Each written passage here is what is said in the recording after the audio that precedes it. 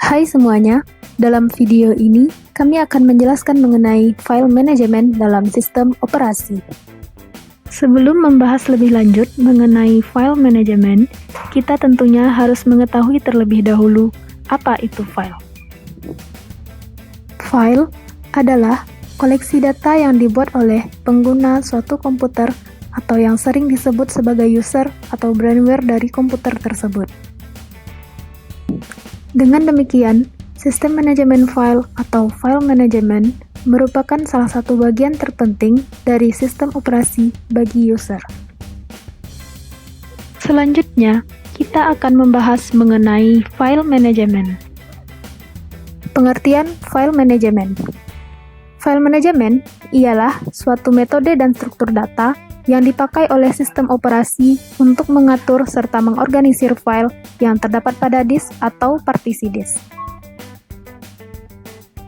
Secara umum, file management juga diartikan sebagai kegiatan yang berhubungan dengan penyimpanan, penempatan, pengumpulan, pemeliharaan, distribusi, perhitungan, catatan, penggrafikan, klasifikasi, dan sejenisnya terhadap file untuk kemudahan dalam mengorganisir file.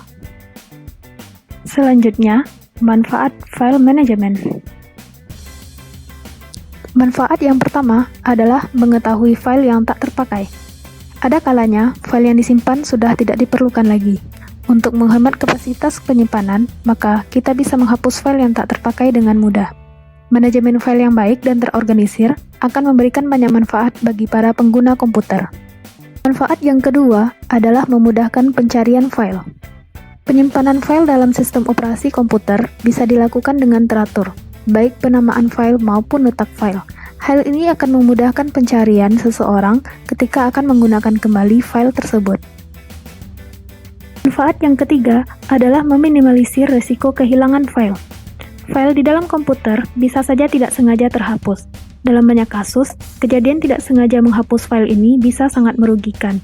Dengan adanya manajemen file, ini bisa teratasi karena keteraturan file. Pembahasan selanjutnya, fungsi file management. Pertama, untuk memudahkan cara kerja atau mekanisme pemakaian file secara bersama. Fungsi kedua adalah untuk memberikan kemudahan kepada user dalam membuat, mengedit, dan menghapus file. Fungsi yang ketiga adalah user akan mendapatkan kemudahan dalam melakukan backup dan recovery. Hal ini digunakan untuk antisipasi kehilangan file akibat adanya kecelakaan atau upaya orang lain untuk merusak atau menghancurkan file kita. Fungsi selanjutnya adalah user dapat mengacu file dengan simbolik. Ini dinamakan dengan symbolic name. Sehingga user tidak perlu menggunakan penamaan yang mengacu kepada perangkat fisik.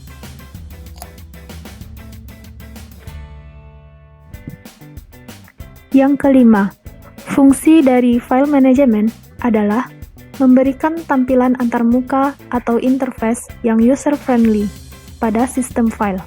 Hal ini akan memudahkan penggunanya. Fungsi terakhir dari file management adalah agar data dapat disimpan dengan aman dan rahasia pada lingkungan yang sensitif. Pembahasan selanjutnya. Setelah kita mengetahui mengenai manfaat dan fungsi dari file management, kita akan membahas mengenai tujuan dari file management itu sendiri. Tujuan pertama yaitu untuk memenuhi kebutuhan dari manajemen data bagi pemakai atau user. Tujuan selanjutnya adalah untuk menjamin atau memastikan bahwa data yang terdapat di dalam file sudah valid atau benar. Selanjutnya, tujuan dari file management adalah untuk memberikan optimasi kinerja. Selanjutnya, tujuannya adalah untuk menyediakan dukungan input atau masukan dan output atau keluaran bagi berbagai tipe perangkat penyimpanan. Tujuan selanjutnya adalah untuk meminimalkan atau bahkan mengeliminasi potensi kehilangan data. Selanjutnya, untuk menyediakan sekumpulan rutin interface input dan output, serta untuk menyediakan dukungan masukan input dan output bagi banyak user dalam sistem multi-user. Dan terakhir, untuk memenuhi kebutuhan dari manajemen data bagi user atau operator komputer. Sasaran sistem file di antaranya yaitu untuk memenuhi kebutuhan dari manajemen data bagi pemakai atau user. Untuk menjamin data yang terdapat pada file ialah valid. Untuk optimasi kinerja. Untuk menyediakan dukungan masukan input dan keluaran output bagi beragam tipe perangkat penyimpanan. Untuk meminimalkan atau mengeliminasi potensi kehilangan data. Untuk menyediakan sekumpulan rutin interface masukan input dan keluaran output. Dan untuk menyediakan dukungan masukan input dan keluaran output bagi banyak pemakai user di sistem multi-user.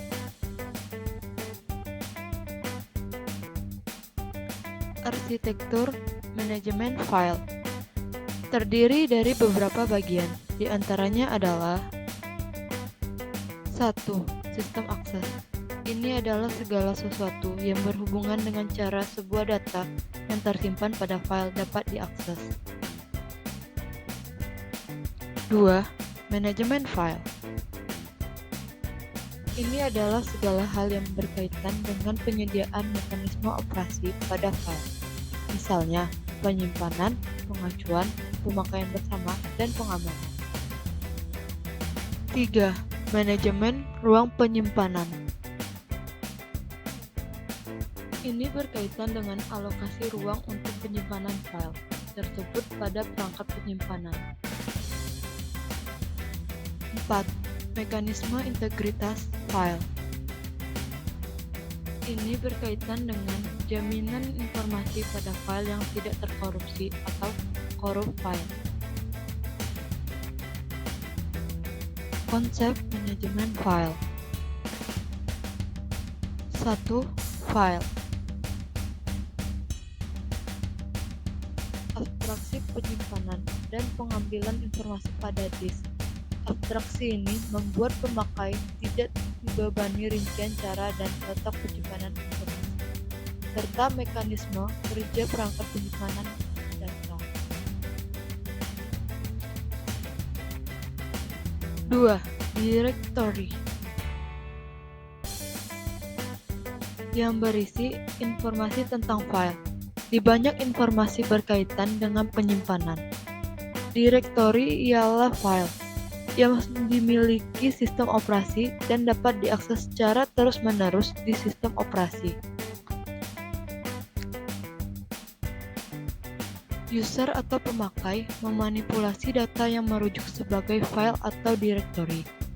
User tidak dibebani dengan masalah penyimpanan, memanipulasi perangkat dan sebagainya.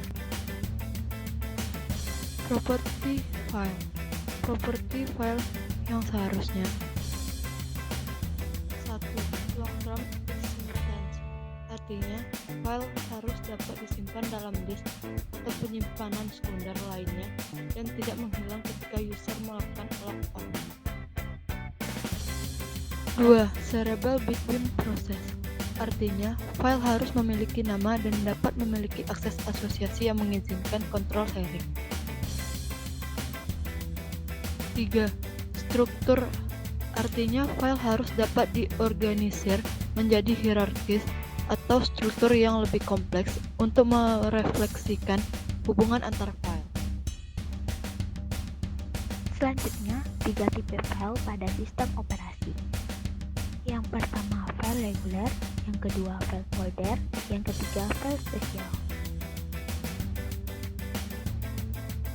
File reguler berisi informasi yang terdiri dari file text dan biner. File text berisi baris-baris teks, lalu file biner berupa ISA yang mempunyai struktur internal yang hanya diketahui oleh sistem operasi. Yang kedua, file folder berisi informasi-informasi mengenai file-file yang termasuk di dalam folder.